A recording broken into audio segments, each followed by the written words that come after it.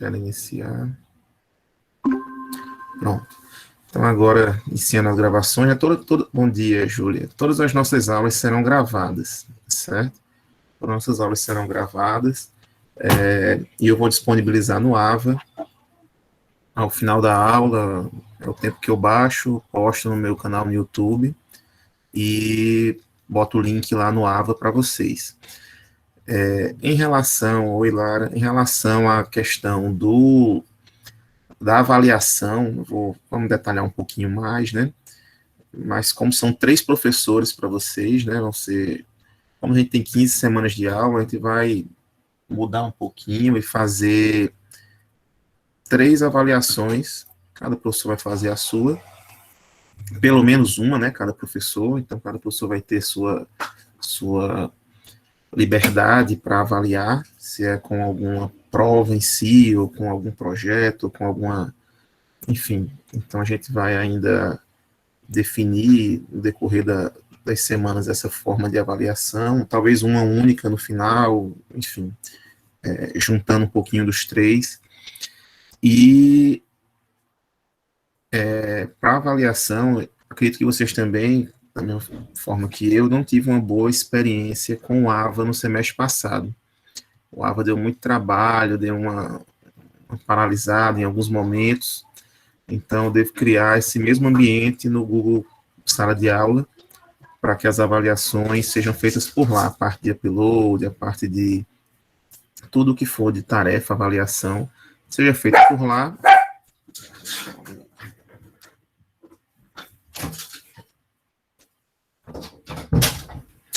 Para que a gente não fique dependendo do AVA para tudo também, né? Porque os sistemas da UFAL estão um pouco instáveis, então a gente não depende um pouco menos, pelo menos.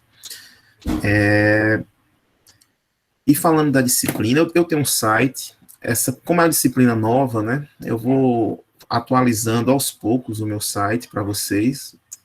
Eu vou colocar o link lá no AVA também do site, mas eu vou atualizando aos pouquinhos para vocês irem acompanhando. E essa disciplina, eu vou compartilhar minha tela aqui com vocês já para a gente discutindo alguns pontos.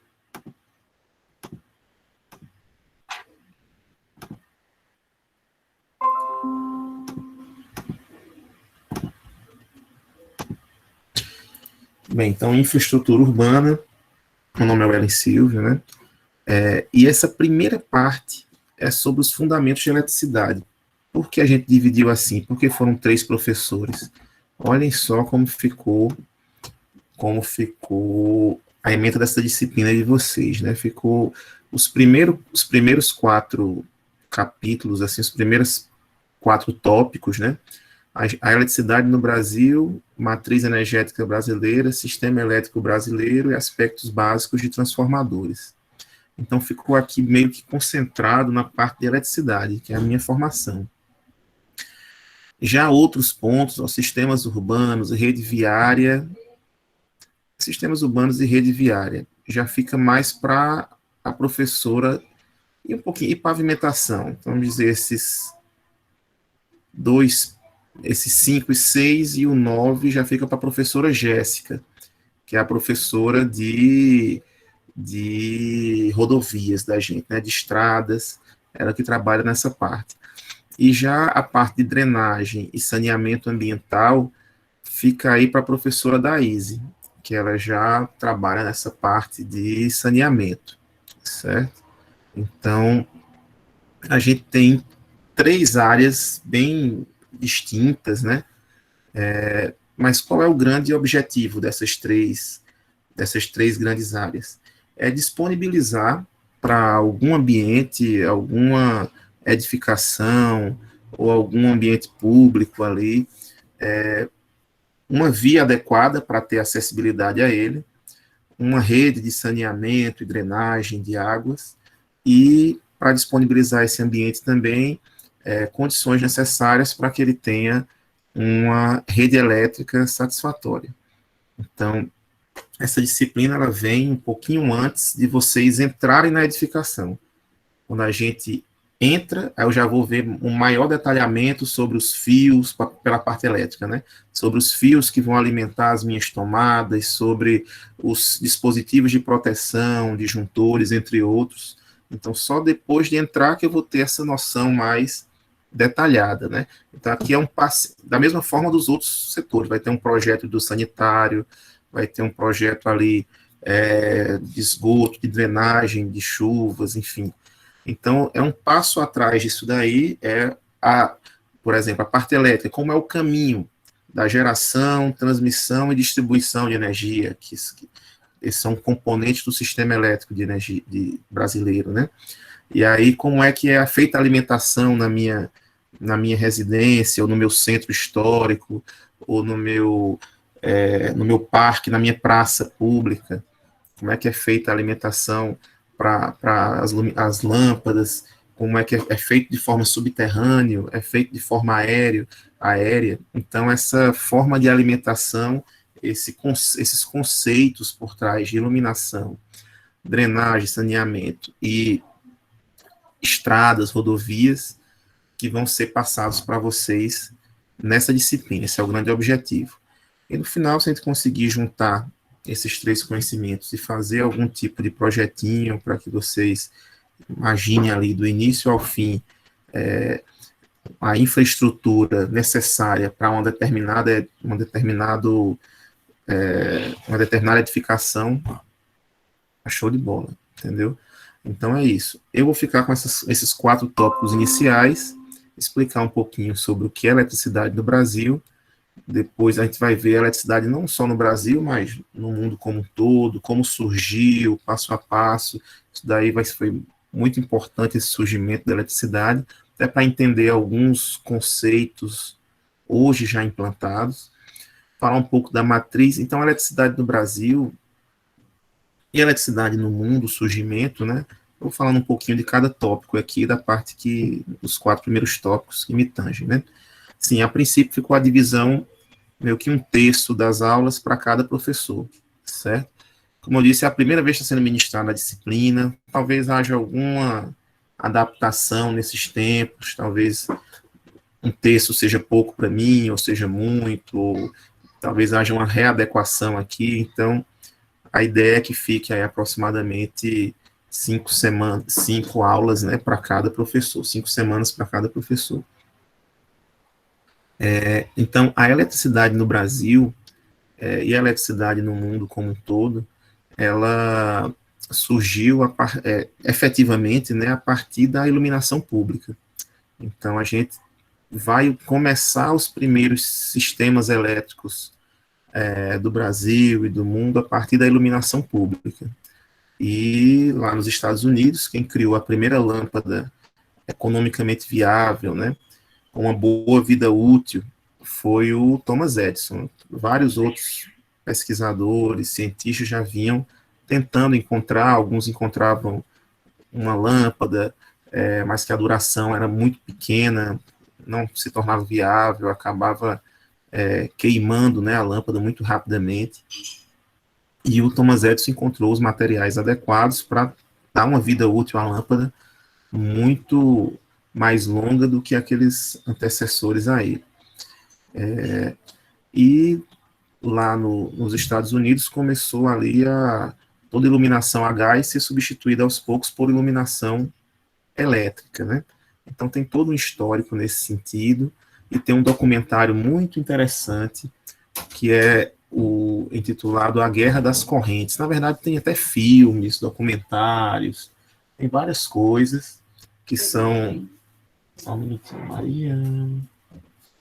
Então, tem filmes, documentários, muitos deles baseados no livro A Guerra das Correntes. Se alguém já assistiu aqui, se ouviu algum filme, ouviu algum documentário falando sobre a Guerra das Correntes. Tem até com aquele Hugh Jackman, que fez um desses filmes, né? Tem mais de um filme. Foi uma fase muito conturbada, né, na eletricidade, que estavam 2 grandes cientistas tentando promover o seu padrão de geração e transmissão de energia elétrica, que foi mais ou menos no finalzinho do século XIX, ali, 1880 e alguma coisa, e os dois grandes nomes da eletricidade que ficaram se degladiando nessa guerra foi o Thomas Edison e o Nikola Tesla, né? O Tesla, que hoje é um nome bem conhecido, né? Tem aquela fabricante de carros elétricos lá dos Estados Unidos, do Elon Musk, né?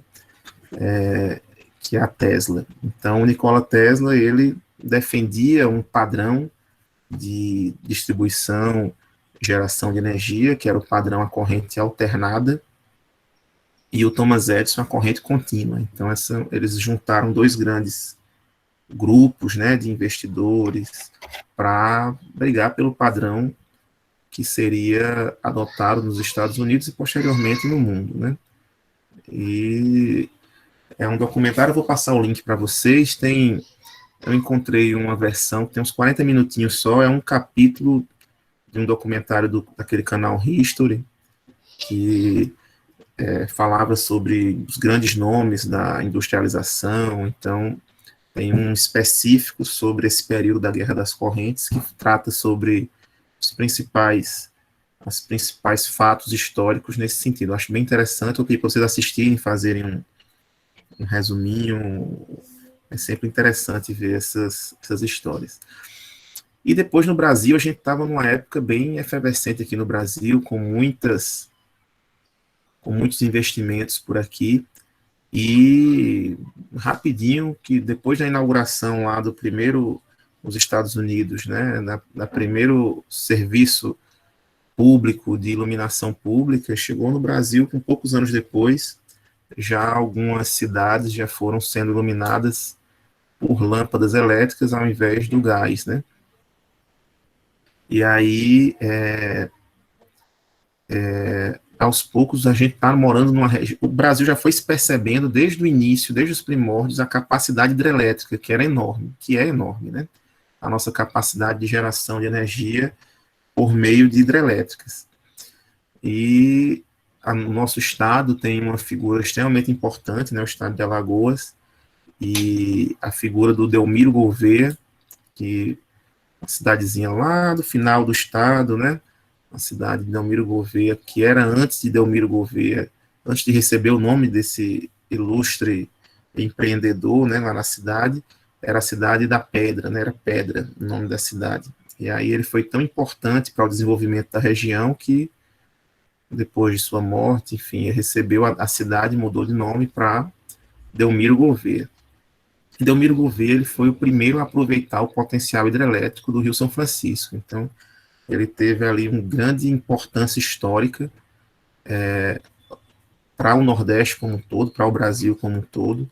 Ele que vislumbrou e foi primeiro empreendedor a criar uma hidrelétrica ali, a hidrelétrica de Angiquinho, e com essa criação ele permitiu alimentar uma fábrica que completou seu centenário há uns 7, 8 anos atrás, que foi a Fábrica da Pedra, certo? Então, a Fábrica da Pedra, ela fez 100 anos, eu acho que foi 2014, foi 2015, e acho que há uns 4 anos ela acabou fechando, 4, 5 anos ela acabou fechando, mas em 2014, se eu não me engano, ela fez o seu centenário, e foi criada pelo Delmiro Gouveia, né? E foi que a geração que era a geração de energia lá de Angiquinhos vinha por fios elétricos até a cidade de Delmiro e chegava na Fábrica da Pedra para alimentar a sua fábrica de tecidos, né?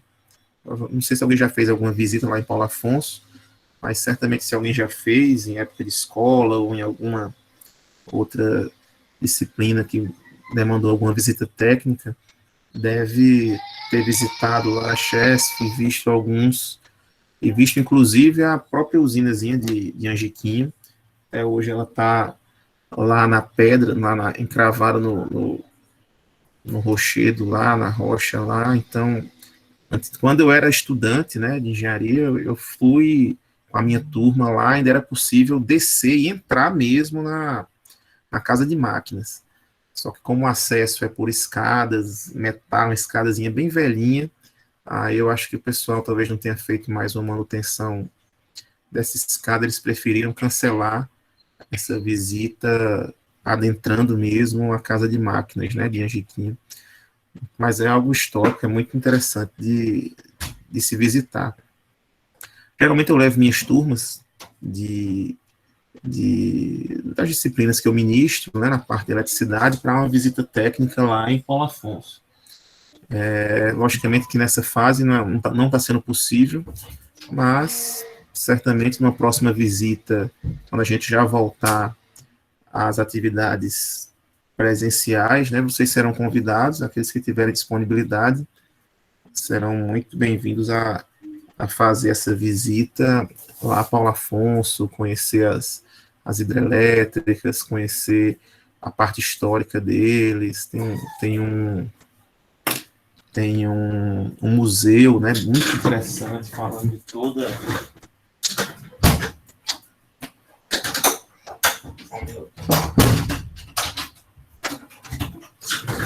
Tem um museu muito interessante lá em Paulo Afonso, falando de toda a história, os desafios da engenharia que foram enormes ali para fazer aquele grande lago, né? Porque a gente vai ver que hidrelétricas são necessárias para a criação é necessária para a criação de uma hidrelétrica de grande porte, um grande lago artificial, né? Então, vou ter que fazer ali a barragem para limitar a quantidade de água de um rio, a vazão de um rio. Então, tem um grande rio, Rio São Francisco, foi feita essa grande barragem para acumular, criar esse lago artificial. Então, até uma pequena cidade lá ficou coberta por água, é um impacto ambiental considerável, extremamente considerável na criação de uma grande hidrelétrica.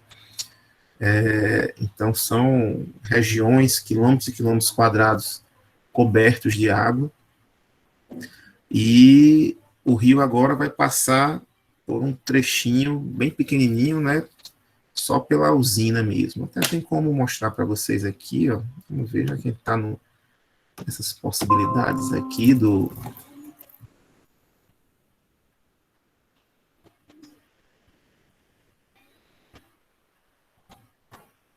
no Google Maps, que eu já mostro para vocês aqui um pouquinho lá de Paulo Afonso. Vocês entenderem o que é esse... Pronto, deixa eu botar aqui na satélite para a gente ver uma carinha diferente. Pronto, aqui, se vocês virem bem, ó, o Rio São Francisco, pronto, ele vem aqui de cima e vai... Deixa eu botar um zoom out aqui, Maria, aqui não dá para ver mais tão bem. Deixa eu botar assim, pronto, aqui dá para ver um pouquinho melhor. Depois eu boto na imagem de satélite. Então, o Rio São Francisco, ele vem lá de Minas Gerais, né? Aí depois ele vem subindo, assim, ele vem aqui subindo no mapa, né, do sudeste para o norte, mas logicamente que é uma descida pela gravidade. Passa por Petrolina, onde tem um conjunto de usinas também da Chesf, muito importante.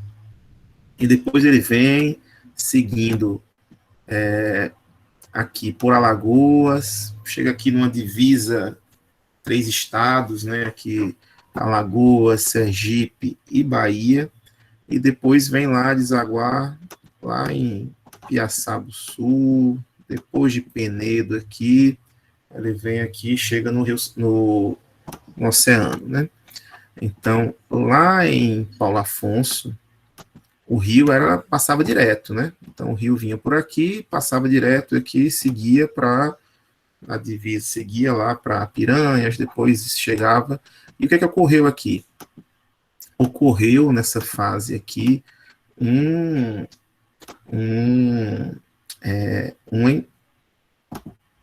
criação dessa barragem, a barragem, cadê o nome? Que é a hidrelétrica de Paulo Afonso. Então veja que esse lago aqui, ó, esse lago de Paulo Afonso é um lago artificial, que não existia antes. Então antes o rio passava aqui pelo lado da cidade, inclusive foi criada uma ilha artificial, a cidade de Paulo Afonso, quem já visitou lá, quando você vai entrar ou sair, você tem que usar pontes, porque a cidade ficou meio que ilhada, assim, né? O rio de todos os lados, então são várias pontes de acesso para a cidade de Paulo Afonso, né? Então o rio antes vinha aqui, passava direto, e aí foi criada uma grande barreira, né, para mudar o caminho do rio agora. Então está aqui essa usina de Apolônio Salles, com essa grande barragem aqui na frente, onde o rio foi desviado.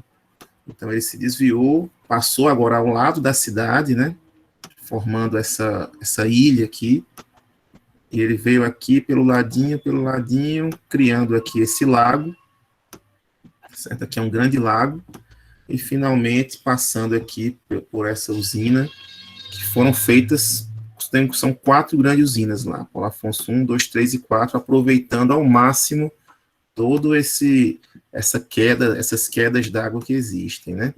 Então tem Apolônio Salles, que também é uma das usinas existentes. Deixa eu ver se eu dou um zoom aqui maior. Pronto, está aqui, mais ou menos, a usina. Aqui, na verdade, é a usina de Apolônio Salles. Aí depois da queda, depois da água passar pelas turbinas, ela ainda vai vir aqui para outra usina, que foi criada posteriormente, essa daqui, de Paulo Afonso, e foram aproveitando quedas sucessivas de água. Essa daqui é a maior de Paulo Afonso, a maior que tem é a Paulo Afonso 4. Paulo Afonso 3 eu não estou encontrando aqui, mas enfim. Paulo Afonso 4 é a maior de todas, que é essa daqui, que já aproveita a formação desse lago, né? E aí é um lago artificial que ele é regulado de acordo com o uso dessa usina aqui, né? Então abre mais, coloca todos os geradores para funcionar. Então vai descer mais água, vai sair mais água aqui. Mas só que não pode se também utilizar se a chuva tiver pouca e não tiver sendo alimentado de forma sustentável esse lago, não tem como eu esvaziar tudo aqui, porque tem toda uma vida, um ecossistema vivendo aqui dentro do lago, né? Então, devido a essa preocupação, a gente já traz para o problema que a gente está vivendo hoje no Brasil. Nossa energia está bem mais cara, né? Com essas bandeiras tarifárias, que hoje o Brasil todo, que depende muito ainda, nossa matriz elétrica, depende muito das hidrelétricas, a gente vem sofrendo muito com uma quantidade de águas nos nossos lagos, nos nossos rios, insuficiente para a geração que a gente tem, para o consumo de energia que a gente tem no Brasil. E aí, quando isso acontece, o que é necessário? Ligar nossas termoelétricas, que ficam ali de stand-by, só esperando a necessidade de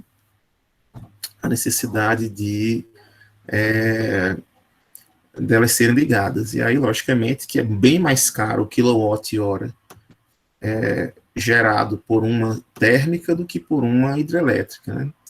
E aí a gente tem que sai do nosso bolso esse custo mais elevado da energia, quando o quilowatt-hora gerado é gerado por uma térmica que usa gás natural ou usa combustíveis líquidos mesmos, derivados do petróleo, em comparação ao uso do quilowatt-hora gerado por uma hidrelétrica, que é bem mais barato.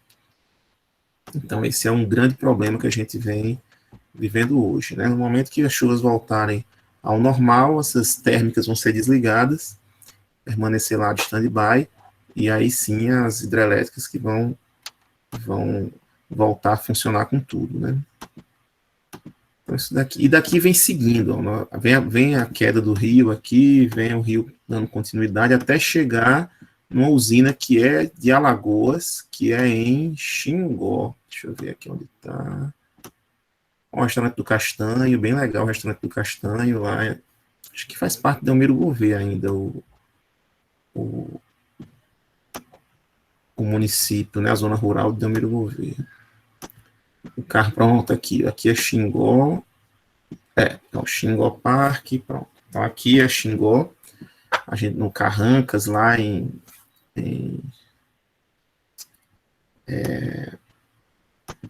um restaurante famoso também, esse Carrancas. E aqui o Xingó fica bem na divisazinha entre Alagoas e Sergipe, que é uma das usinas bem novas também, aqui, essa hidrelétrica de Xingó, certo? Então aqui também tem é a última antes dele seguir o seu caminho para o mar. Então aqui tem Xingó também, geralmente na engenharia a gente faz algumas visitas para Xingó, e aí dá para juntar vários professores, pessoal, é muito interessante essas visitas, porque é uma visita importante para todas as áreas, a maioria das áreas a gente vai ter gente aqui, vai ser importante para a parte de estruturas, a parte elétrica, a parte de segurança do trabalho, para ver como é que os funcionários trabalham lá dentro, enfim, arquitetônica também, nessas grandes obras, é muito, muito interessante esse tipo de visita. E daqui ele segue, Bom Sucesso, Belo Monte, Traipu, vai seguindo, até chegar. Opa, eita, apertei sem querer aqui, como é que eu saio agora? Até chegar lá em Penedo. Cadê Penedo? Penedo, Neópolis, Penedinho, Piaçabuçu, e aí sim ela chega aí no oceano, né? Bem, então é mais ou menos esse o caminho levado, o caminho das nossas hidrelétricas, né, que a gente tem, e como eu já adiantei aqui um pouquinho, a nossa matriz energética é basicamente o que é a matriz energética, né? Muita gente confunde a matriz energética com matriz elétrica, a gente tem que botar uma grande diferença entre esses dois conceitos, né? A matriz elétrica, ela é exclusiva, como o nome já indica, né, para fontes de energia elétrica, certo? Então, aí sim, vão ser hidrelétricas, vão ser usinas térmicas, vão ser usinas eólicas, solares, fotovoltaicas, entre outras. Já biomassa, que a gente tem muito, né, em Alagoas, com as usinas de cana. Então, usina de cana, o pessoal pega lá depois da cana ser moída, vou pegar o bagaço da cana e vou utilizar um gerador térmico, né? Grandes caldeiras ali para aquecer água e esse vapor de água movimentar o meu gerador térmico. Então, são essas fontes energéticas que a gente tem. Já a matriz energética, ela fala de todos os tipos de energia, inclusive aquelas que vão ser convertidas em energia elétrica, mas também a própria gasolina, os próprios derivados de petróleo que vão ser utilizados em carros, em aviões, em caminhões, enfim, nos meios de transporte, também entram aqui o etanol. Então, todas essas fontes energéticas, não apenas as que serão convertidas em energia elétrica, mas todas, englobando todas as fontes energéticas, vão ser aqui consideradas. E o Brasil, ele é um país muito verde, né, nesse sentido, é um país muito renovável. Então, aqui já vem um outro conceito, que é de energia renovável, né? Então, o conceito de energia renovável, ele está relacionado, o que é renovável, né? É aquela fonte de energia primária. Então, se eu tenho, por exemplo, a água, né? O acúmulo de água no rio. Pode até estar ruim hoje, aqui não está chovendo muito e tal, mas daqui a alguns meses ou alguns anos vai voltar o regime de chuvas, espera-se que volte o regime de chuva, vai chover de novo, então, porque a água tem todo um ciclo, né? Então, a gente acaba que aquela fonte energética, ela é renovável. Mesma coisa com vento, com sol, com, enfim, a biomassa, né? Então, são fontes renováveis. Aí muita gente pode dizer, não, professor, mas o petróleo ele não vem ali da decomposição, né, de matéria orgânica, vai ser renovável, mas daqui a milhões de anos, né, nenhum de nós vamos estar aqui para ver se essa matéria orgânica que está se decompondo hoje se transformar em petróleo. Então, dentro do tempo de vida humano, o petróleo não é renovável, a gente está consumindo antes do tempo suficiente para ele ser reposto na natureza. Então, petróleo, urânio, para usinas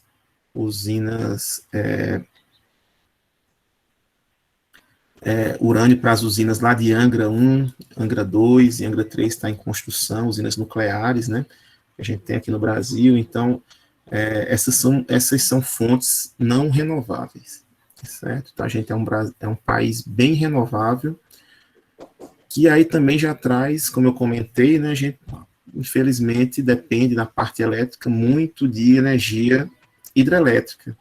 E qual é o problema disso? Falta de chuvas. No momento que falta chuva, a gente, no início dos anos 2000, provavelmente vocês não lembram disso, né? Eram muito pequenos, também não era tão velho assim, tinha uns 14 anos, então, no início dos anos 2000, a gente sofreu um grande racionamento de energia, e teve até, acho que, alguns apagões devido a esse tamanha falha, tamanha falta d'água, e na época também uma dependência muito maior do que a gente tem hoje das hidrelétricas. Hoje a gente depende muito das hidrelétricas, mas antes era muito mesmo, assim, era percentual de mais de 90% de dependência de hidrelétricas. Com o passar desses anos, o Brasil foi investindo em fontes alternativas de energia, que já é outro conceito. Muita gente às vezes confunde fonte renovável com fonte alternativa. Como o nome já indica, né, o que é alternativo é aquilo que é diferente do convencional, né? Então, se meu convencional aqui é hidrelétrica, o alternativo, aquele que vai suplementar de alguma forma, vai ser, no caso que o Brasil investiu inicialmente, foram as térmicas. Então, no caso de uma falta d'água considerável, as térmicas estão ali de stand-by, elas vão e são energizadas. E hoje, acho que praticamente boa parte dos estados tem pelo menos uma térmica ali para instalada nas suas dependências. Então, usinas térmicas, a gás natural são a maioria, que são as menos poluentes, certo? São a maioria que a gente tem, mas também temos algumas a combustíveis líquidos mesmo, né, derivados direto do petróleo, que também são as térmicas. E mais recentemente a gente teve um forte investimento em eólicas, e aqui no Nordeste a gente tem tem bons ventos, né, um grande potencial eólico. Infelizmente o estado de Alagoas não tem um bom potencial eólico, falta um pouco. Tem o mapinha aqui, ó, vou até atualizar um de vocês, mas deixa eu mostrar para vocês o mapinha acho que foi na turma do semestre passado, eu coloquei, deixa eu ver aqui, pronto, aqui, ó. Esse aqui é um mapinha do Sistema Interligado Nacional, que eu já vou falar no próximo slide, vou colocar no de vocês também. É um arquivo bem pesado, eu acho que eu vou baixar ele aqui para abrir mesmo.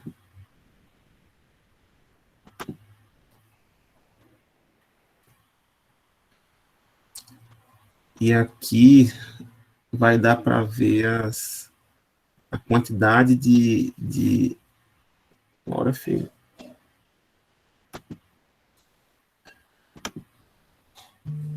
Pronto. Então, aqui a gente vai conseguir ver no país, né, as fontes de energia que a gente tem, de energia elétrica, né, que aqui é o Sistema Interligado Nacional, vou falar daqui a pouquinho sobre ele, mas a gente está falando ainda de matriz energética, então vou mostrar para vocês, vamos ver a simbologia como é aqui na legenda, só para, já esqueci. Pronto, então, parques eólicos vão ser esses cataventozinhos aqui, quando for azulzinho já está instalado, quando for branquinho aqui ainda vai ser instalado. Usinas solar fotovoltaicas de grande porte, né, acima de 1 megawatt. Quando for amarelinha já é existente, quando for esse solzinho aqui branco planejada. E usina hidrelétrica de grande porte já existente, é um triângulo preto e um triângulo branco, quando for planejado. E aqui são as outras, ó, bagaço de cana, provavelmente aqui no estado de Alagoas a gente vai encontrar alguns bezinhos, outras biomassas, biogás, capim, casca de arroz, licor negro, resíduo de madeira e óleo vegetal, é um M, carvão mineral C, aqui são as usinas térmicas, né, que vão de alguma forma aquecer, a partir do calor, vão gerar energias, né. Então, já vendo essa, vamos agora dar um zoom no estado de Alagoas. Pronto, aqui um monte de B, né, a gente vê aqui, um monte de Bzinho aqui, no estado de Alagoas, muito bagaço de cana. Eu já esqueci o que era o O. Acho que o O é óleo, né? Então são térmicas a óleo diesel, combustível, enfim. Mas você vê que a gente não tem nenhuma, aqui já é Pernambuco, né? Nenhuma eólica aqui no estado, né? Então, a gente não tem ainda bons ventos, aliás, os ventos de Alagoas não são ruins, né? Mas só que tem locais melhores. Então, provavelmente vão acabar aqui em Sergipe, já tem uma eólica já construída, aqui já está até próximo a Garanhuns, tem aqui um planejado, né, algumas eólicas planejadas, mas já é Pernambuco, mas o estado de Alagoas em si ainda não tem nenhuma eólica instalada efetivamente. Aqui em Pernambuco a gente tem várias eólicas, e aí a gente vai ter mesmo quando chega aqui no Rio Grande do Norte. Olha aqui o Rio Grande do Norte como é. Ele é todo, não dá nem para contar, quase sobrepostas aqui as usinas, cada uma é uma usina diferente, viu? Olha a quantidade no Rio Grande do Norte, principalmente no litoral, mas até entrando agora um pouco para a área do interior do estado também está, e no Ceará que tem mesmo. Então, cadê o Ceará? Achei que já é Ceará. Pronto, Aracati, aqui Fortaleza. Então, Ceará e Rio Grande do Norte são os estados que mais têm eólicas, muitas eólicas mesmo, e elas ajudam muito, né? Porque aí, quando a eólica está em funcionamento, a gente não precisa gastar tanta água, dá para dar uma seguradinha na água dos nossos reservatórios, certo? Então, elas contribuem muito. Tiveram alguns meses no ano passado, que alguns dias no ano passado, que a geração foi tão boa que mais de 50% da carga do Nordeste era suportada só pelas eólicas. Então, contribuem muito, né? E agora, mais recentemente, né, estão surgindo as solares, aqui as de grande porte, né? Essa daqui é no Rio Grande do Norte, tem uma enorme na Bahia, tem até um livrinho explicando, a gente tem até esse livrinho dela. Agora aqui a Bahia é grande que só, viu, Ave Maria, para a gente encontrar, mas enfim, depois eu dou uma procurada melhor aqui, vou ver mais ou menos em qual região ela está, mas tem uma das maiores do Brasil, é na Bahia, pode ser que seja essa daqui, Ituverava, está em planejamento ainda. Enfim, a gente tem aqui um potencial solar fotovoltaico enorme no Brasil também, né? País. Ah, não, era no Piauí, ó. Essa subestação de Tauá, perdão. Essa daqui é uma das maiores do Brasil. E um dos eventos que a UFAO organizou, que foi há uns 3 anos atrás, 3 anos atrás, mais ou menos, vieram alguns representantes, deixaram vários livros com a gente, dessa usina Tauá, e se eu não me engano foi essa mesmo. Eu vou dar uma procuradinha depois eu atualizo vocês, porque no mapa aqui não estou conseguindo ver, mas com detalhamento de construção, enfim. Essa daqui está parecendo que é no Ceará, perdão. Pela divisa aqui é no Ceará, não é no Piauí, não. Eu vou dar uma procuradinha depois, mas a gente tem alguns exemplares na biblioteca do CETEC, eu vou pegar lá para mostrar.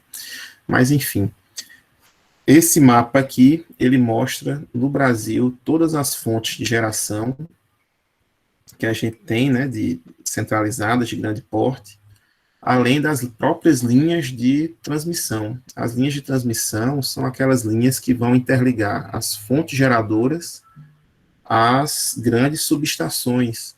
Então, aqui quem chega em Maceió, já ali vem de Recife, chega em Maceió, já deve ter percebido, já deve ter visto que a gente tem uma grande subestação em Messias, uma grande subestação da Chesf, essa daqui, ó, SE Messias. Enorme, né, a subestação ali na próxima BR mesmo, na BR mesmo você vê essa subestação aqui de Messias, né. Então, uma das maiores subestações que a gente tem, da Chesf, onde chegam aqui essas linhas vermelhas e verdes. Aí, se a gente for lá na legenda, a gente vai ver que essas linhas vermelhas, elas têm 500 mil volts. Então, vai sair uma linha lá de Xingó, que a gente viu agora, né, e chega lá em Messias. Uma linha vermelhinha aqui, uma linha de transmissão vermelha, aquelas grandes torres, 30 metros de altura, que quando vocês estão viajando, vocês veem aquelas torres enormes, né? E vai chegar lá em Messias esses 500 mil volts. Como também chega essa verdinha, ó, essas verdinhas aqui tem 230 mil volts. Deixa eu só ver se é isso mesmo, é o contrário, não é isso mesmo. As verdinhas têm 230 mil e as vermelhas têm 500 ou 525 kilovolts, né? Aqui no Nordeste mesmo são, a maioria são de 500 mesmo, 525 não. Então esse daqui é o nosso estado, né? Como é que é feita essa geração de energia e um caminho, né, que elas fazem para alimentar os centros de carga. Então, a gente vê que, mesmo tendo uma grande geração aqui no complexo, aqui no Rio São Francisco, né, o que acontece? Nosso sistema é todo interligado. Se você pegar aqui, você vai ver essas linhas que estão vindo aqui, passando por outros estados, até por outras regiões, descendo, ela interliga com o sudeste do país, o sudeste está interligado, ó, vamos ver lá, Itaipu, que é uma das maiores usinas do mundo, né? Itaipu está aqui, lá em Foz do Iguaçu, e ela é binacional, né? Metade do Brasil, metade do Paraguai, aqui Itaipu, a gente divide com os paraguaios, a metade que o Paraguai usa, eles não usam 100%, né? A metade que o Paraguai tem direito, eles não usam 100%, ainda vende para a gente uma parcela da metade deles. Então, é enorme Itaipu aqui, e a gente está interligado até com o sistema do Sudeste e Sul também. Então, o Norte agora está sendo interligado também com aquela usina do Xingu, aqui, ó, Xingu, no norte do país, SS Xingu, saindo essas linhas azuis, aqui lá em Belo Monte, né, usina hidrelétrica de Belo Monte, aqui a subestação do Xingu, tal. Então, é aproveitado o potencial hidrelétrico aqui na usina, vai lá para a subestação do Xingu e sai essas duas linhas azuis. E olha a tensão dessas linhas azuis. Cadê minha legenda? Aqui. Essas daqui, essas azuis com esses tracinhos pretos, né? 800 mil volts, pessoal. São as linhas de maiores tensões que a gente tem no Brasil. São essas novas lá do Xingu. Certo? Tem até uma colega minha que se formou comigo que trabalha lá, na chinesa, né? É State Grid, o nome da empresa chinesa que toma conta lá dessa nova usina hidrelétrica. Então, tá lá a usina. Cadê o Xingu? Tá aqui. Né? Professor, Oi. a interligação é feita pelo quê? Pelas próprias linhas. Nas subestações, vocês veem, essas linhas aqui, elas interligam o quê? Essas linhazinhas vermelhas, se a gente observar. Vamos voltar aqui para Maceió. O que as linhas de transmissão interligam? Elas interligam subestações, que são as nossas subestações não, perdão. Elas interligam as usinas, que estão gerando energia, propriamente dita, aqui, ó. UHE, usina hidrelétrica de Xingó, está gerando energia, gerando a energia em si, e ela interliga essas usinas a subestações, SS. E na subestação, então aqui como é que funciona? Vamos lá, aqui para a gente entender o caminho, né?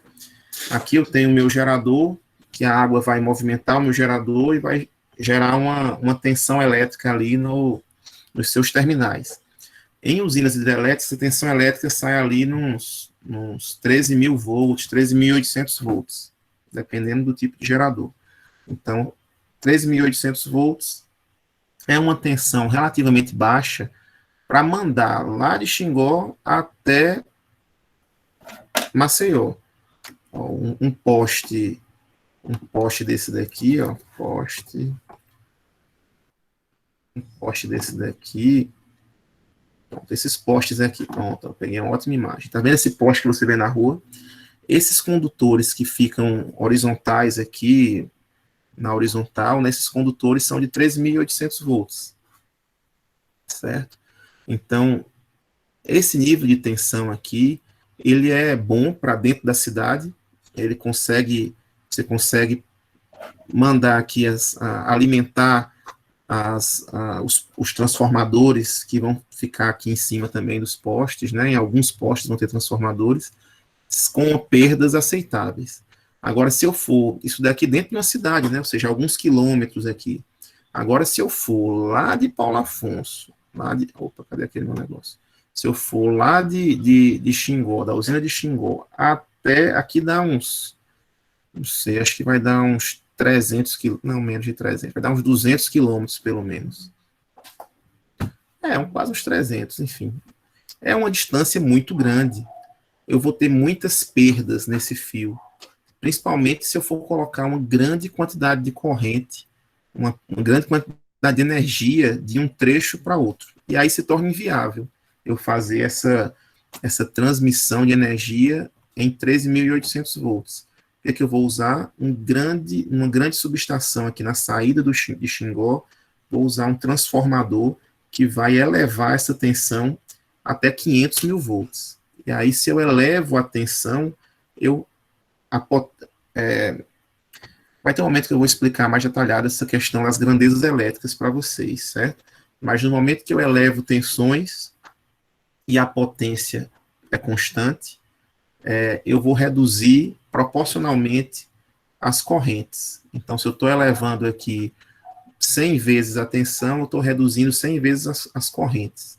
Então, eu consigo transmitir por fios mais finos, certo? Essa grande bloco de energia de um local a outro, sem tantas perdas. E aí, quando eu chego no meu grande centro consumidor, que no caso aqui próximo a Maceió já, né, que é o grande centro consumidor, com indústria, hotéis, comércios, grandes shoppings, aí eu vou reduzindo gradativamente. Aí aqui eu cheguei com 500.000 volts na subestação, entrou em outro transformador que está ligado, ele está ligado de forma contrária ao que estava aqui em Xingó. Aqui ele foi ligado entrando baixa tensão e saindo alta. Aqui está entrando alta e saindo baixa. Entendeu? E agora eu vou reduzir aqui, vou alimentar a UFAL, vou alimentar o shopping, vou alimentar indústrias, depois vou reduzir mais ainda, vou alimentar a sua casa, vou alimentar seus vizinhos. Então, dependendo do tamanho que o cliente ele recebe atenção num determinado nível, né? Clientes residenciais já recebem 220 volts. Já o FAO recebe 13.800, já é um cliente maior. Já o shopping recebe 69.000, já é um cliente maior ainda. Já a Braskem não passa nem pela Equatorial, a Braskem. A Braskem já recebe direto da subestação da Chesf. Então, não passa nem na Equatorial. A Braskem tem uma subestação grande, enorme, comparável a uma daquelas que a gente tem ali da Equatorial, né? Igual uma que tem da Equatorial, que já alimenta partes de grandes bairros já. Então é isso. Então o que acontece é que essas linhas aqui de outras usinas, né, elas chegam nas subestações, e isso daí permite o quê? Permite que é como se fosse vamos pensar assim, um banco, né? Como é que o banco banco normal, o Banco do Brasil. Como é que o Banco do Brasil funciona? Eu estou viajando lá em São Paulo, tá, minha esposa aqui em Maceió, e ela disse, olha, eu vou depositar para você aqui vou pegar uma nota de R$ 100 e vou depositar na agência aqui de Maceió, do Banco do Brasil, e você vai pegar esse dinheiro aí aí em São Paulo. Não é a nota que o pessoal vai mandar pelos correios, não é a mesma nota dela que vai chegar em São Paulo, né? Ela simplesmente colocou R$ 100 a mais ali no sistema bancário em Maceió e eu peguei esses R$ 100 do sistema bancário lá de São Paulo. Então, não necessariamente será a mesma nota que viajará esses quilômetros e eu vou fazer esse saque. Então, de forma similar, acontece com o sistema elétrico. Mas, de toda forma, né, os bancos têm que ter uma gestão disso daí, porque R$ 100 é fácil, mas imagine se for um volume de dinheiro maior. Né? Os bancos têm que ter um planejamento para ter esse transporte de valores em algum momento que houver uma demanda muito grande. Né? Então, de forma similar, acontece isso no sistema interligado nacional, onde eu estou interligando aqui várias cargas, né, várias subestações às suas unidades hidrelétricas, térmicas, solares, enfim. Então, como está todo o Brasil interligado, eu tinha até uma imagenzinha melhor aqui, mas eu acho que não está aqui nesse daqui. Como o Brasil ele é todo interligado, o que acontece? Isso aí permite que um grande cliente, como a Braskem, por exemplo, ela possa comprar energia de quem ela quiser no país. Ela diz assim, olha, eu quero comprar energia lá de um gerador aqui, um gerador lá que está no Rio de Janeiro, de uma térmica lá do Rio de Janeiro. Pronto, essa térmica aqui, ó, tem esse Tzinho aqui, quero comprar essa térmica aqui, energia, ou quero comprar energia de uma outra empresa em qualquer região do país. E aí eu faço como se fosse um banco, né? Essa região, essa unidade em outra região do país vai dispor uma energia maior na sua região e aqui eu vou consumir a quilômetros de distância, sem problema nenhum. Mas isso daí tem que ter uma gestão aqui dos órgãos, né? Esses geradores daqui vão aumentar um pouquinho, tal. Esses daqui vão tentar transmitir mais para o norte para o nordeste do país.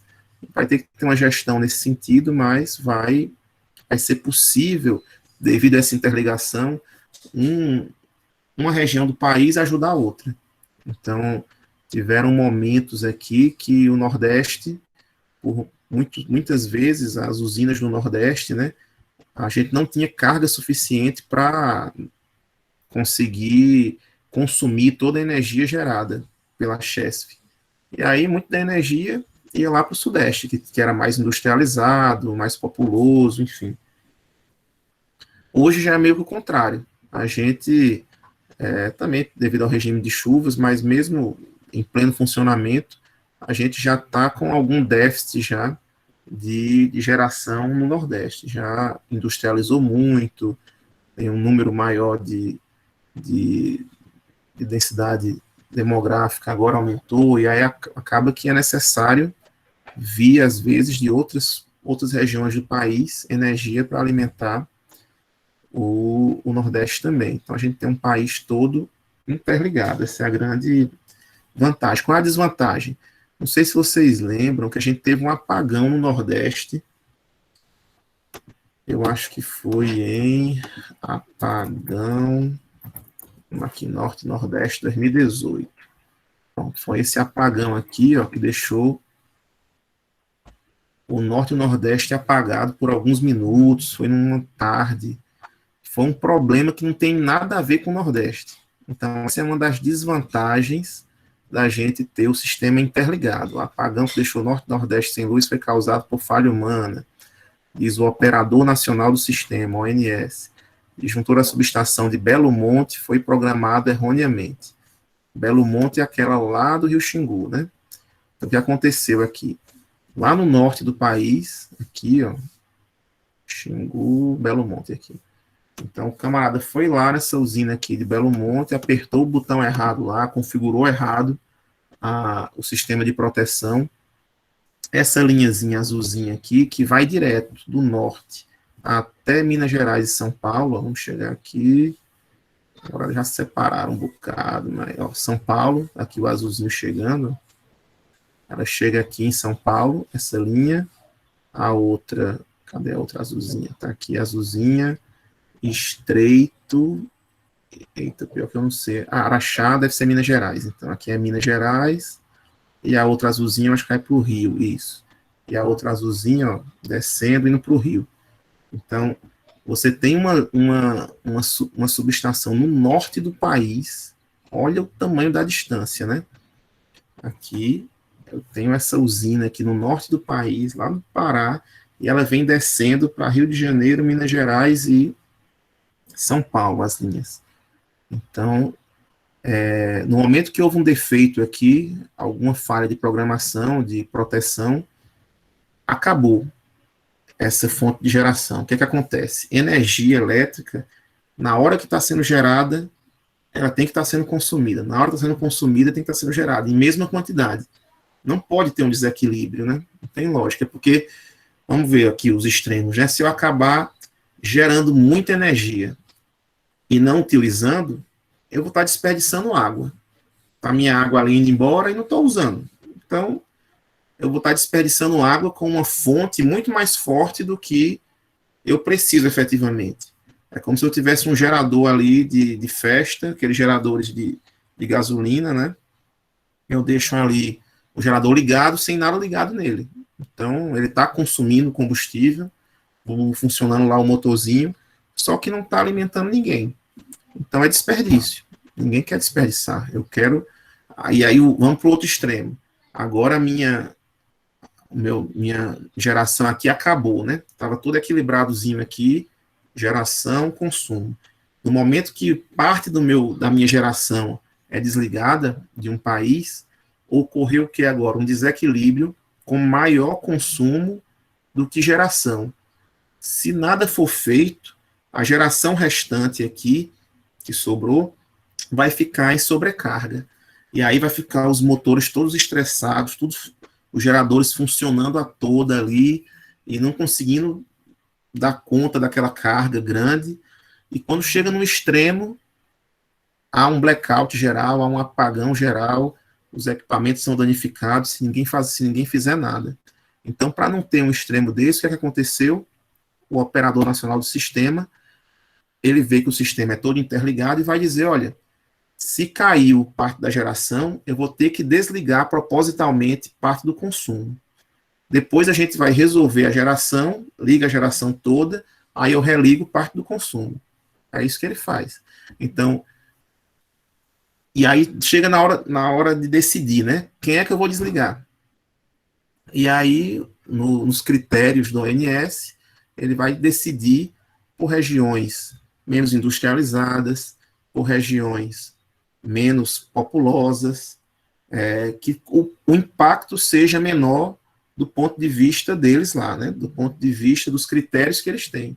E aí que sobrou para a gente, né? Norte e Nordeste. Eles foram lá e desligaram. Ó, é melhor que desligar o Sudeste. Se eu desligar o Sudeste aqui, a catástrofe é maior, então a gente vai desligar propositalmente o Norte e o Nordeste por alguns minutos, algumas horas, e depois vai religando devagarinho quando essa geração aqui for restabelecida. E foi isso que foi feito.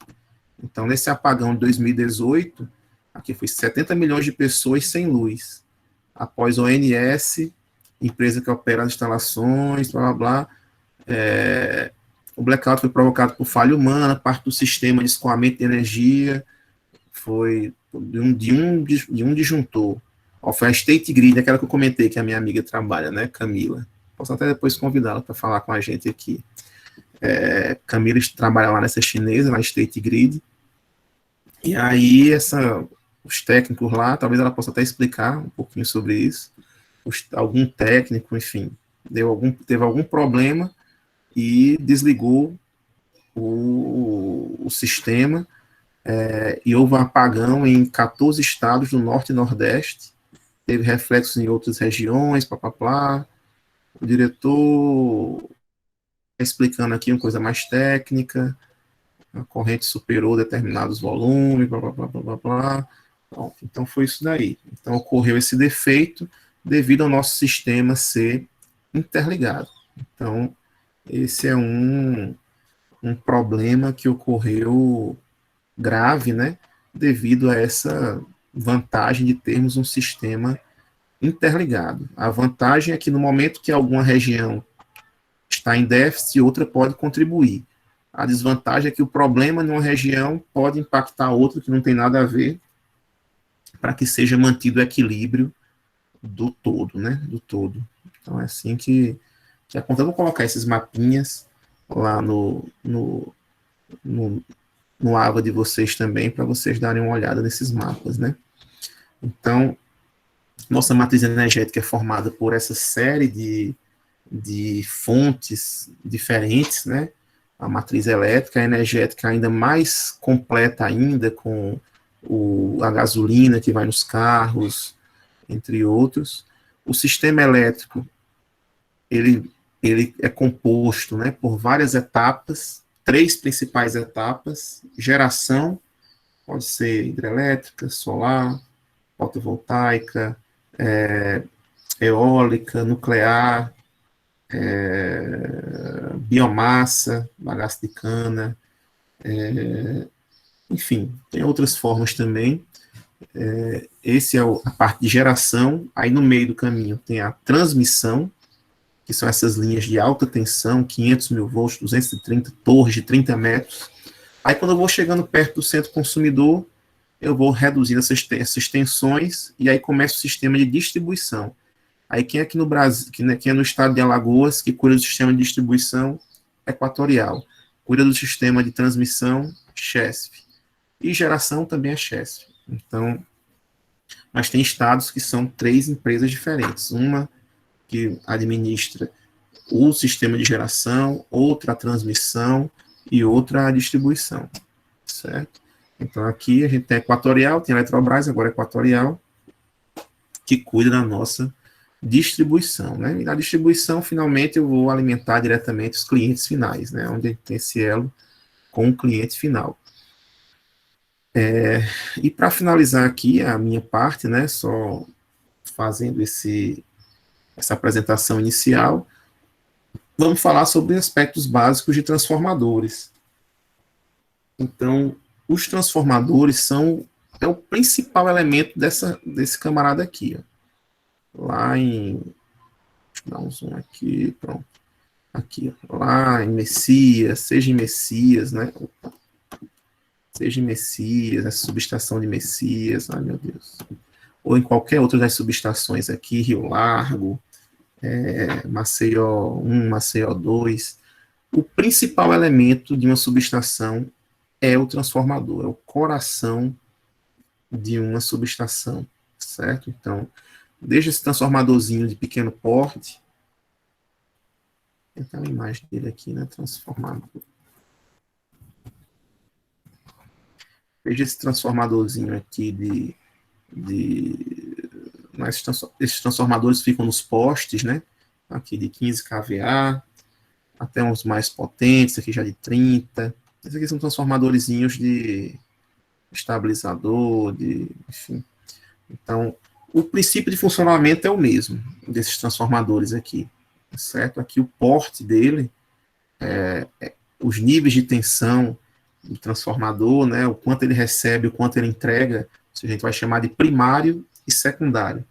Isso daí é que vai variar as dimensões, a quantidade de corrente que ele suporta, os níveis de tensão, isso daí que vai variar. Se eu pegar aqui um transformador de alta tensão, vocês viram o tamanho deles, ó. Deixa eu pegar um grandão mesmo aqui, deixa eu botar a imagem, já está a imagem. Pronto, esse grandão aqui, olha o tamanho desse daqui, ó. Esse aqui é uma pessoa, né, um operador, e o tamanho do transformador. Então, lá dentro das usinas hidrelétricas, a gente vai ter transformadores similares a esse daqui, enormes, que estão elevando aí de 13.800 para 500 mil volts a tensão da rede, né? Então, esses transformadores aqui de grande porte mesmo vão estar nessas grandes subestações. Quando chega na... E da mesma forma, um que vai estar igual, só que ligado de forma contrária, né? Ele vai estar reduzindo tensão ou elevando tensão.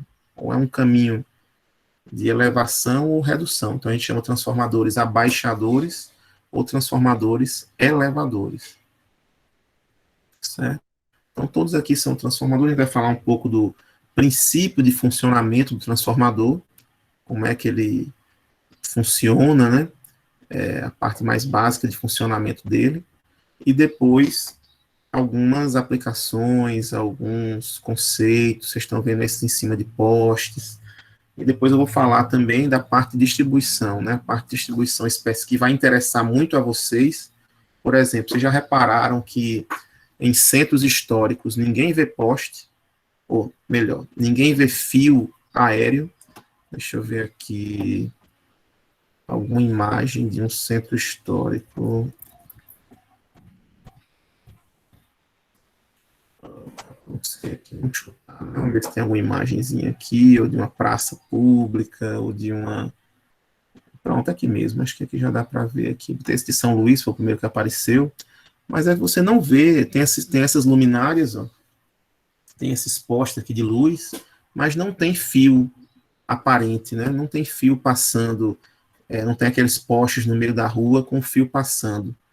Então, isso daqui, aqui também, ó, você não vê aqueles postezinhos na rua normais, né? Que a gente vê nos bairros e tal, ou em praças modernas aqui, deixa eu ver essas praças modernas.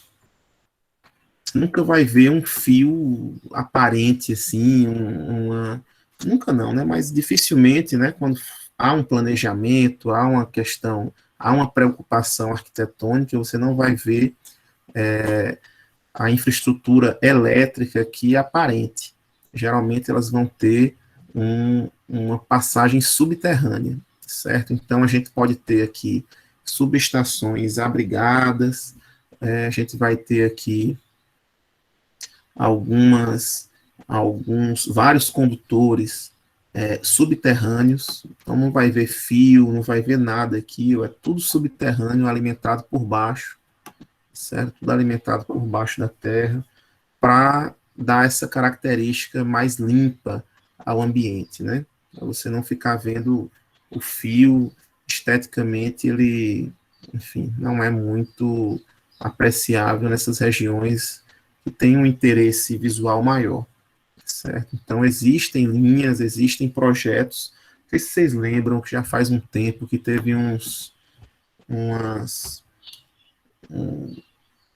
tampas de bueiro explodindo no Rio de Janeiro.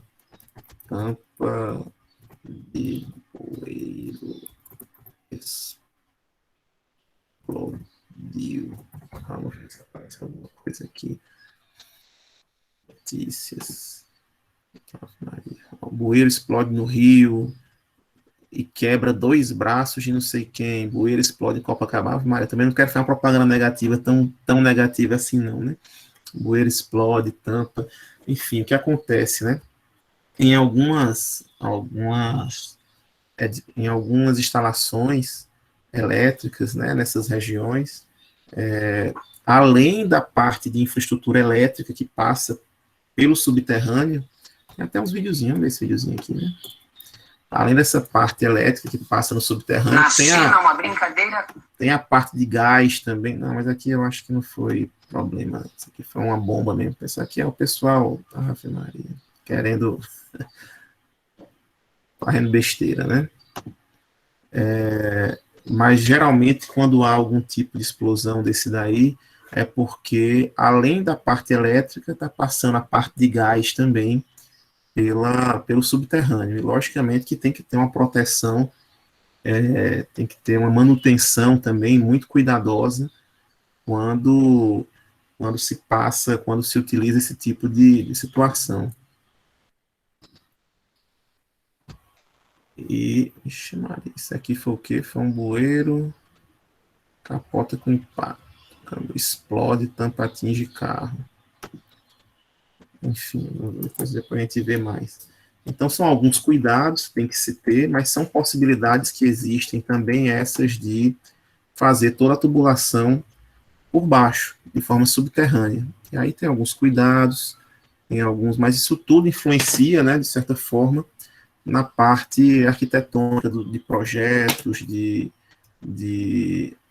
das edificações, enfim, isso aí também vai influenciar a infraestrutura necessária para chegar a energia nos ambientes, né, numa praça, num parque, onde quer que seja que vocês estejam analisando ou projetando futuramente, até na urbanização de uma cidade, né, mas geralmente, como eu disse para vocês, essas áreas com alimentação subterrânea são mais voltadas para ambientes mais ou históricos, ou até porque são bem caras, né? São mais caras, tanto a manutenção quanto a implantação, do que os aéreos. Então, na verdade, a manutenção ela é mais especializada, mas por também estar no solo, por baixo do solo, estar na forma subterrânea, acaba que são sistemas menos suscetíveis às intempéries,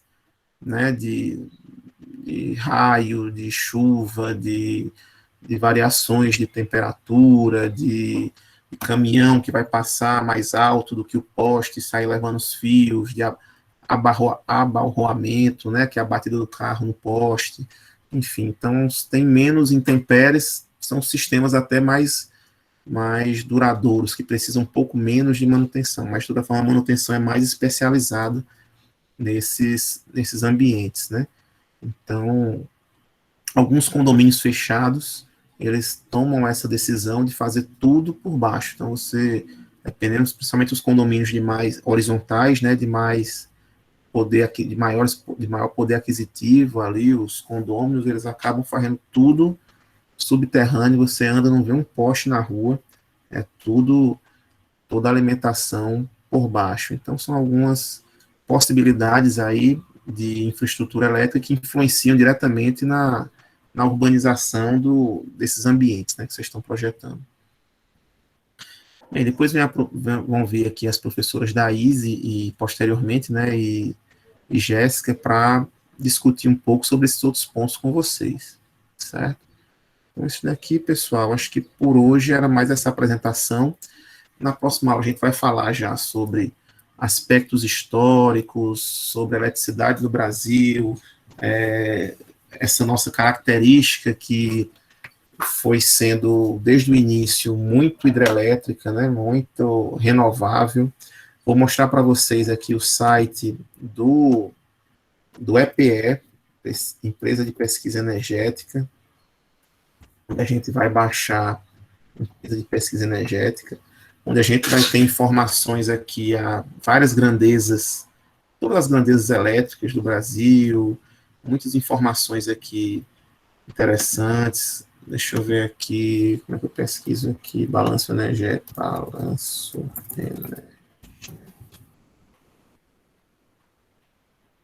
Bom, balanço energético nacional, a gente tem como, tá aqui, ó, balanço energético, a gente tem como baixar as informações históricas aqui, ou de 2021, que no caso, isso aqui foi lançado recentemente, provavelmente, porque geralmente é lançado em maio, essa daqui foi em...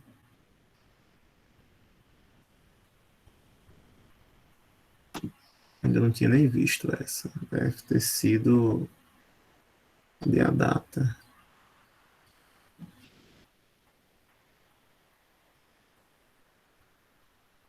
Enfim, foi lançado recentemente essa daqui, que eles lançam geralmente no meio do ano, então deve ter sido agora essas últimas semanas que foi lançada essa versão.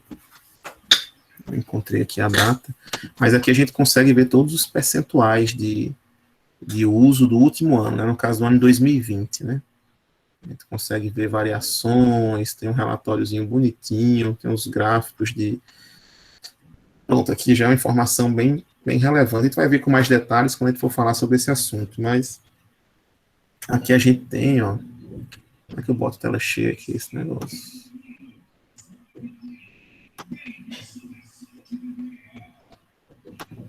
Deixa eu achar. Pronto, vou mandar.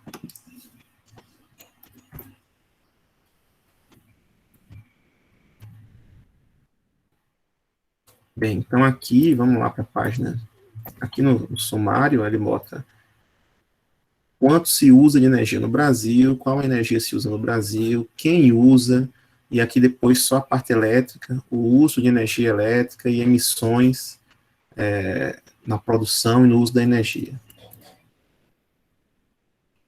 Os gráficos aqui que mostram mais, pronto, aqui, ó, participações de renováveis na matriz energética, né? Então aqui a gente já vê que o Brasil, comparado ao mundo, o mundo só tem 13,8% de renováveis. E aí, mais quase 90%, 86%, 86,2% aí das fontes de energia no mundo são não renováveis. Então, logicamente, isso não é nada sustentável, né? Mas, mesmo assim, o Brasil tem mais de 48% agora em 2020 de fontes renováveis na sua matriz energética, né? A gente vai ver que esses 50 e tantos por cento aqui, a maioria é de petróleo. Pronto, aqui, ó, já está primeiro. Então, aqui são as perdas de energia, né, que ocorrem aqui na transmissão, tal, perdas, qual energia se utiliza no Brasil. Pronto, aqui, ó. O petróleo, que tem os 48% renováveis, 51% não renováveis, ó, o petróleo, 33%, ou seja, um terço de toda a energia do país é só advinda de petróleo e seus derivados.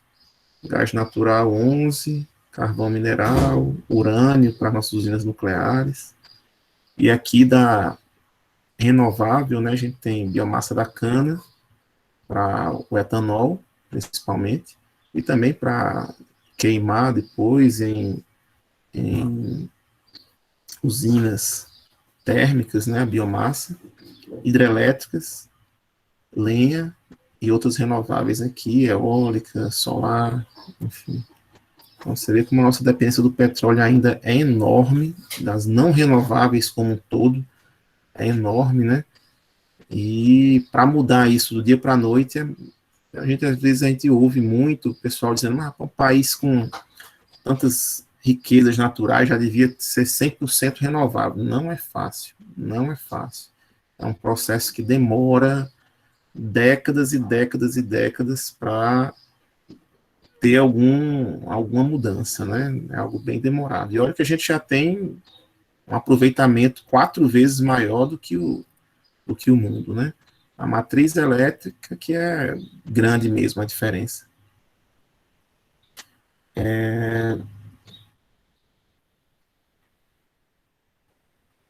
Eu faço uma perguntinha bem rápida para vocês. Quem vocês acham que usa mais energia no país? Vocês acham que é o setor, qual setor, né? É o setor de transportes? É o setor comercial? É o setor residencial que usa mais energia? Ou é o setor... Oi? Eu acho que é o Industrial. comercial. Industrial? Vamos ver, né? Vamos ver. E acertou. Todo ano fica uma briguinha aqui entre transportes e indústrias. Sempre ficou um ou outro em primeiro lugar, mas são praticamente iguais, transportes e indústria, é mais ou menos um terço para cada um. O próprio setor energético é um grande consumidor de energia, então o setor energético aqui 11%, residência só um pouco mais de 10% também, agrícola, né, é um setor também que consome 5%, e serviços, né, o comércio e tal, 4 e alguma coisa. Então, esses daqui são os consumos aqui no país no ano 2020. Se eu não me engano, em 2019 o transporte ficou na frente. Então, até para a gente ver aqui, pegar aquelas séries históricas, o 2019 ficou na frente. Veja essa tabela aqui, não. Deixa eu ver se eu tenho como encontrar aqui.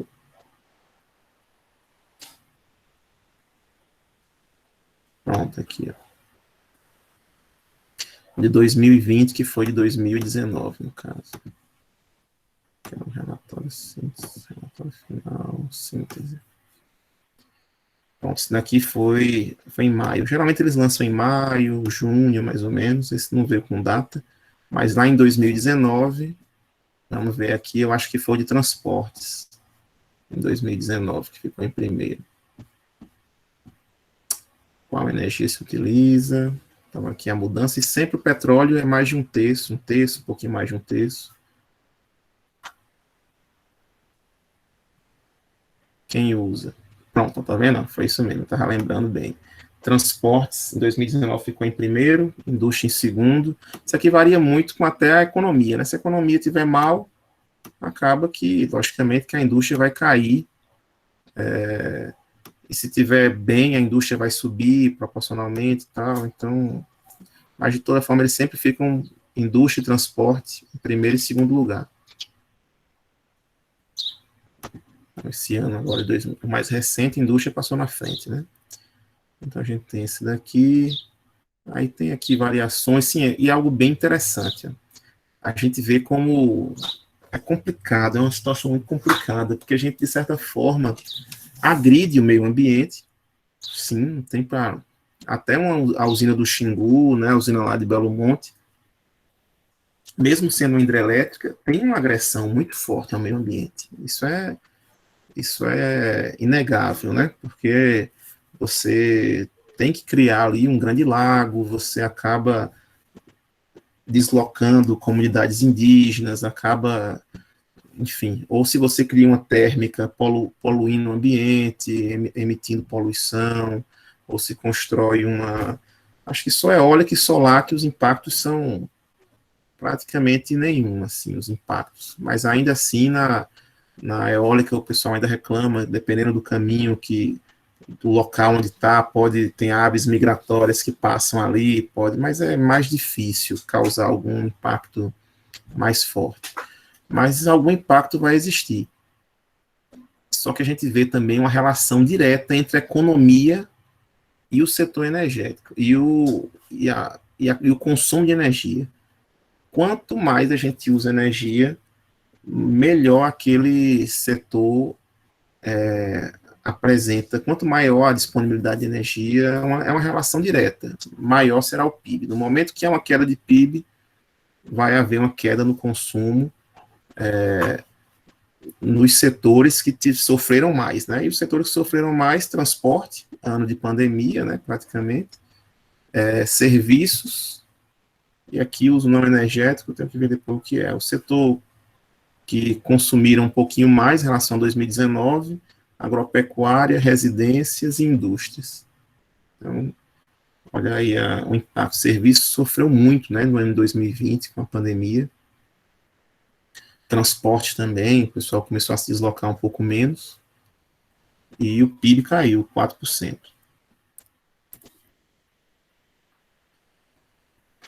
Aqui na indústria, realmente o setor de construção civil cresceu muito, então cimento subiu muito, alimentos e bebidas subiu muito também aqui, o consumo. O que caiu aqui, né? Cerâmica, mineração, química, têxtil, teve essas aqui, alguns setores que cresceram, outros caíram, né? E depois a gente vai ver com mais detalhes isso, pessoal, são dados bem importantes, eu vou disponibilizar todos os links para vocês, caso precisem acompanhar em outros anos essas grandezas, né? E espero que a gente tenha uma boa experiência aqui, que eu consiga trazer o máximo de informações para vocês, para contribuir na formação, né, de vocês consigam dar prosseguimento aí, quando forem projetar um parque municipal, uma praça, alguma coisa, saberem que não é só o arquitetônico ali que importa, né, tem para tornar viável, para acender um postezinho à noite, tem que decidir de alguma forma por onde vai chegar, quais são as possibilidades que existem, né, para chegar a uma infraestrutura nessas instalações, ou de elétrica, ou de saneamento, drenagem, ou de acessibilidade, né, de caminhos, de estradas, enfim. Então, esse é o objetivo da disciplina. Beleza, pessoal? Então, eu vou atualizando aos poucos o site, vou colocar lá no AVA. Vamos ver se eu deixo alguma coisinha gravada para vocês, para repor a aula da semana passada, que eu não pude, tive que participar na reunião do conselho lá do CETEC.